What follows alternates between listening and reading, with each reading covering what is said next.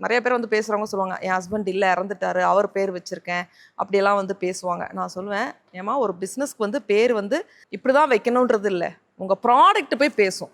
உங்கள் ப்ராடக்ட் வந்து நீங்கள் என்ன பேர் வச்சாலும் உங்கள் ப்ராடக்ட் வந்து தரமானதாக நீங்கள் சொன்ன மாதிரி அழகாக பேக்கிங் பண்ணி எந்த இடத்துல எந்த மக்களுக்கு தேவையோ அங்கே போய் மார்க்கெட்டிங் பண்ணுறப்ப நம்ம பேர் வந்து தன்னால் அங்கே வந்து பதிவாயிட்டே இருக்கும். அதுதான் பிராண்டிங்ன்றது ரொம்ப தெளிவாக சொன்னீங்க, மிக அழகாக சொன்னீங்க.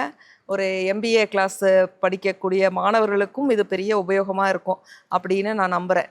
ஏன்னு கேட்டிங்கன்னா, என்னுடைய 2012 கோல்ட்மேன் சாக்ஸும் ISBயும் சேர்ந்து உலகம் ஃபுல்லாக இருக்க 10,000 தொழில் முனைவோர்களுக்கு வந்து அவங்க ஒரு கிளாஸ் கொடுத்தாங்க, ஒரு 4 months கிளாஸ், க்ரஸ்டி MBA கோர்ஸ்.